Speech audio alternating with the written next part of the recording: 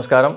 108 வைணவ திவ்ய தேசத்தில் முதல் திவ்ய தேசமான ஸ்ரீரங்கம், ரங்கநாத பெருமாள், ரங்கராஜன் உடன் ரங்கநாயகி தாயார். ஸ்ரீரங்கத்துக்கு பூலோக வைகுண்டம்னு ஒரு பேர் உண்டு. அவ்வளோ விசேஷமான க்ஷேத்திரம். எல்லாமே பெரிய கோயில், பெரிய பெருமாள், பெரிய பிராட்டி, பெரிய மண்டபம், பெரிய அஸ்திரம், எல்லாமே பெருசு.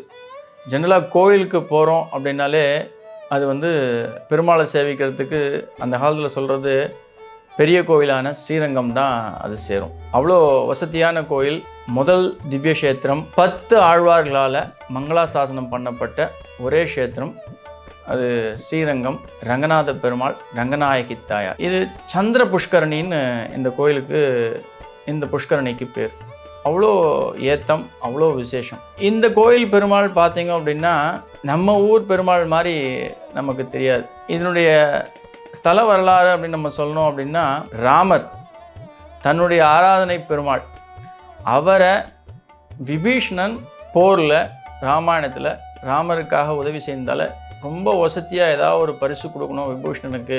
அவன் இலங்கையை திரும்பி போகும்பொழுது நம்மளை எந்த நாளுமே ஒவ்வொரு நாளும் நினைக்கணும் அப்படின்றதுக்காக தன்னுடைய ஆராதனை பெருமாளான ரங்கநாதரையே தூக்கி கொடுத்துருவார். அவர் ரங்கநாதரை எடுத்துட்டு இலங்கையை நோக்கி பயணம் பண்ணும் பொழுது ஸ்ரீரங்கத்தில் இறங்கி அங்கே பங்குனி உத்திர திருவிழா பெரிய திருவிழாவாக நடத்தப்படுகிறது.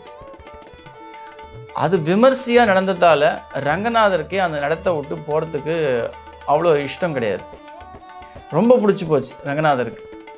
அவ்வளோ விமர்சையாக மக்கள் அங்கே பங்குனி உத்திரத்தை ஸ்ரீரங்கத்தில் கொண்டாடுறான். அங்கேருந்து ராஜன் தர்மவர்மன் அவன் வேண்டி கேட்டுக்கிறான் விபீஷ்ணன் கிட்ட, விபீஷ்ணா நீங்களே பெருமாளை வச்சுக்கிறீங்களே, எங்களுக்கு இந்த பெருமாள் இங்கே இருந்தால் ரொம்ப விசேஷமாக இருக்கும். அவரை தினமும் நாங்கள் ஆராதனை பண்ணால் எங்களுடைய பாவங்கள் போக்கும், அதனால் இவரை நாங்கள் இங்கே வச்சுக்கணும்னு விபீஷனை கைகூப்பி கேட்குறார் தர்மவர்மன். ஐயோ இவன் நல்ல ராஜாவாக இருக்கான், நேர்மையானவன், இது நான் இந்த விஷயத்தை எடுக்கிறதுக்கு இல்லை, பெருமாள் என்ன சொல்கிறாருன்றதை நம்ம அவரே கேட்டுருவோம் அப்படின்னும் பொழுது, பெருமாளே ரங்கநாதரே சாட்சாத் விபீஷ்ணா இலங்கையை நோக்கி நீ பயணம் பண்ணுறேன்னு எடுத்துட்டு நான் இலங்கையில் தான் இருக்கணும், ஆனால் இந்த இடம் எனக்கு ரொம்ப பிடிச்சி போச்சு, இந்த மக்கள் ரொம்ப விமர்சையாக பிரம்மாண்டமாக கொண்டாடுறா, அதில் எந்த ஒரு ஐயமும் கிடையாது.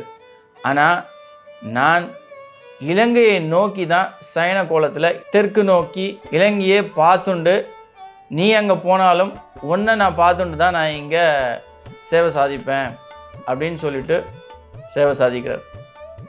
இன்றைக்கும் சேவை சாதித்துட்டு இருக்க ரங்கநாதர் அயோத்தியிலிருந்து இலங்கையை நோக்கி பயணம் பண்ணி ஸ்ரீரங்கத்தில் சயன கோலத்தில் அமர்ந்து எல்லோருக்கும் காட்சியளிக்கிறது. இதுதான் கோயிலுடைய விசேஷம், ரங்கநாதருடைய விசேஷம். வடதுருவாறு தென்துருவாறு நடுவில் ரங்கநாதர் சயன கோலத்தில் வீற்றிருக்கிறார். நான் ஏற்கனவே சொன்ன மாதிரி இந்த கோயில் எல்லாமே பெரிய விஷயங்கள்.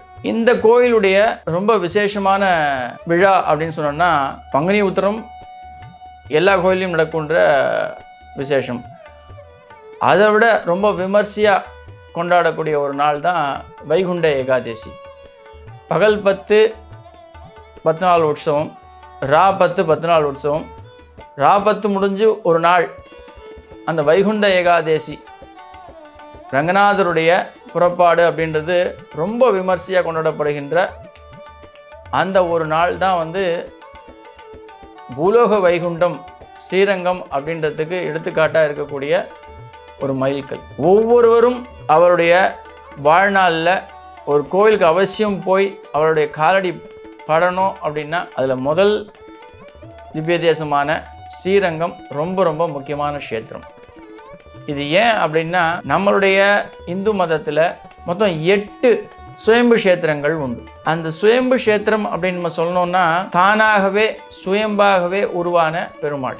முதல் தெற்க நீங்கள் எடுத்துட்டீங்க அப்படின்னா வானமாமலை, அடுத்தது ஸ்ரீரங்கம். இந்த ஸ்ரீரங்கம் ரங்கநாத பெருமாள் சுயம்பு க்ஷேத்திரமாக இருந்தும் அவர் திருப்பார்கடலிருந்து அயோத்தி இலங்கையை நோக்கி பயணம் பண்ணி ஸ்ரீரங்கத்தில் சயன கோலத்தில் நம்ம எல்லாருக்கும் சேவை சாதிக்கிறார்.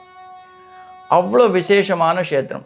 இன்றைக்கும் ராமானுஜருடைய அறிவுறுத்தலின்படி அவர் நியமனம் பண்ண ஒவ்வொரு விஷயங்கள் எப்படியோ அவருடைய சொற்படி அவர் எழுதி வச்சதுபடி தான் இன்றைக்கும் ஸ்ரீரங்கத்தில் எல்லா விஷயங்களும் நிறைந்தேறி வருகிறது.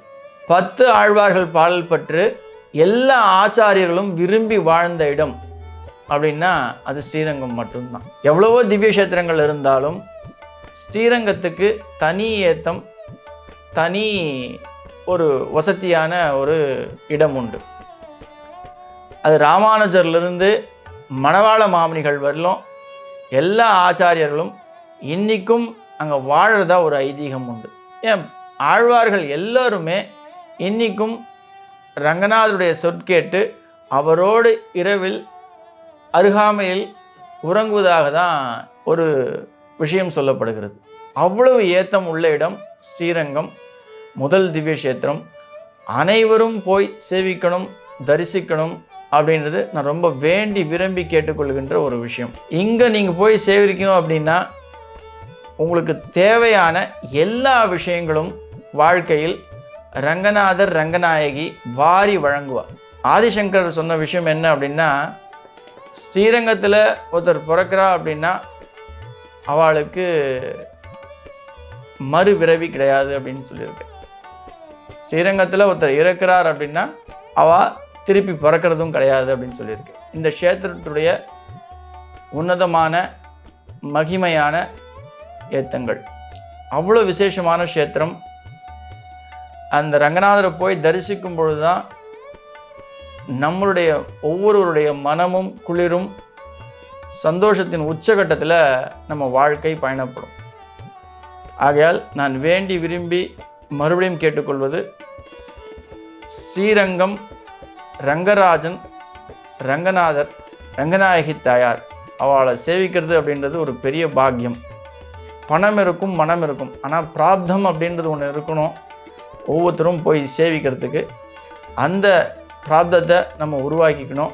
அந்த வாய்ப்பை நம்ம உருவாக்கி அவரை போய் சேவிக்கிறது அப்படின்றது, தரிசிக்கிறது அப்படின்றது ரொம்ப விசேஷமான ஒரு உண்மை.